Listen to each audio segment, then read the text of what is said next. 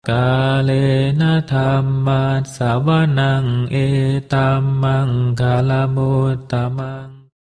Penuturan syair Dhammapada di video ini ditujukan untuk kita renungkan.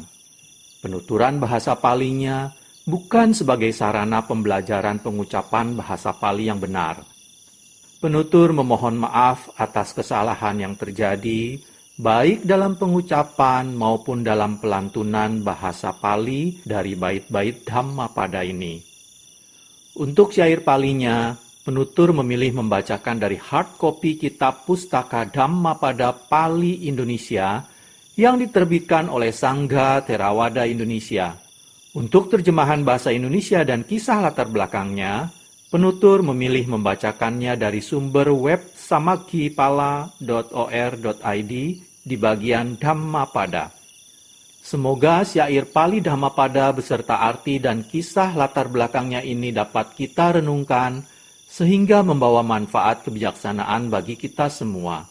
Semoga semua makhluk berbahagia. Sadhu, sadhu, sadhu. Terima kasih. Namo tassa bhagavato arahato samma sambuddhassa. Namo tassa bhagavato arahato samma sambuddhassa.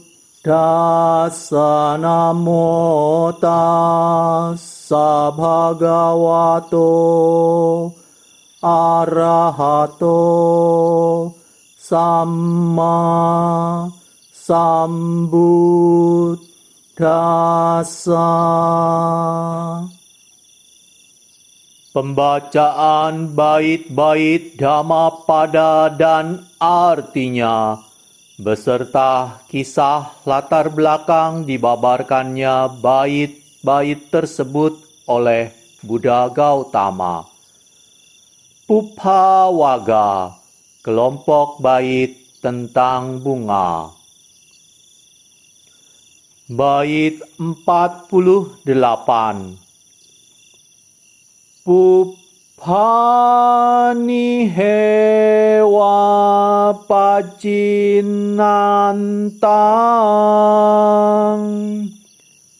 biasattamanasang narang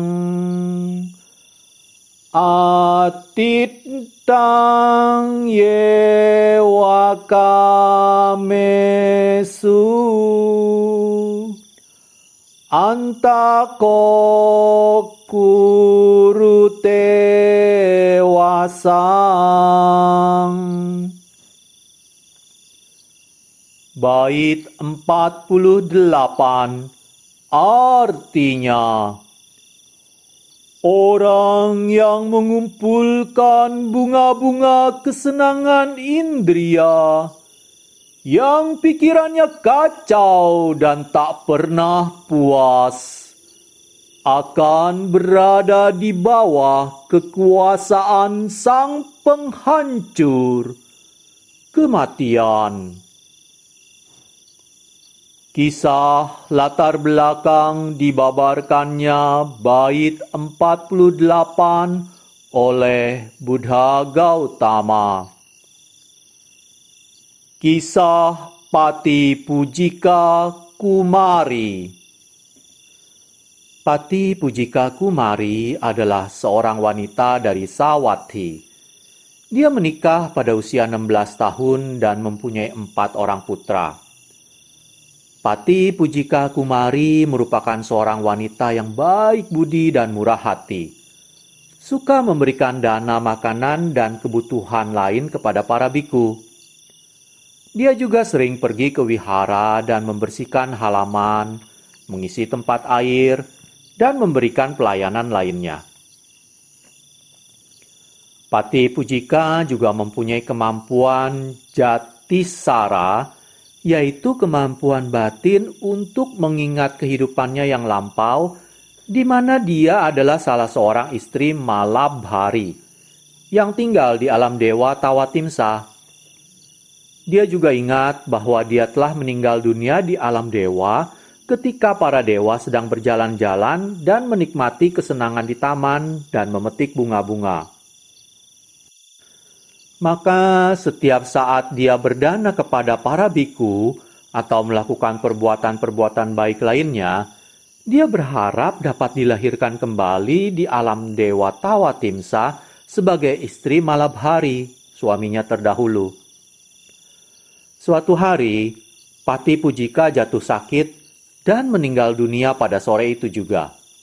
Seperti apa yang dia inginkan, dia dilahirkan kembali di alam dewa Tawatimsa sebagai istri Malabhari.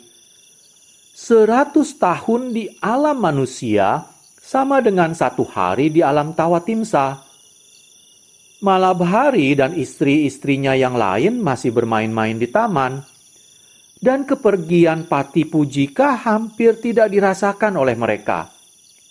Maka ketika dia kembali bergabung dengan mereka, Malabhari menanyakan, kemana Pati Pujika pagi hari tadi? Dia kemudian menceritakan kematiannya di alam Tawatimsa dan kelahirannya kembali di alam manusia. Pernikahannya dengan seorang manusia dan juga tentang bagaimana dia telah mempunyai 4 orang putra. Kematiannya di alam manusia dan lahir kembali di alam Tawatimsa. Ketika para biku mendengar kematian Pati Pujika, mereka bersedih. Kemudian mereka menghadap Sang Buddha dan melaporkan kematian Pati Pujika. Orang yang sering memberikan dana makanan pada pagi hari telah meninggal pada sore hari. Sang Buddha menjawab bahwa kehidupan suatu makhluk sangat singkat, dan sebelum mereka puas dengan kesenangan-kesenangan inderanya, kematian telah menguasainya. Kemudian, Sang Buddha membabarkan syair 48 berikut. Orang yang mengumpulkan bunga-bunga kesenangan indria, yang pikirannya kacau dan tak pernah puas, akan berada di bawah kekuasaan sang penghancur, kematian. Kalena dhammat savanang etammang kalamutamang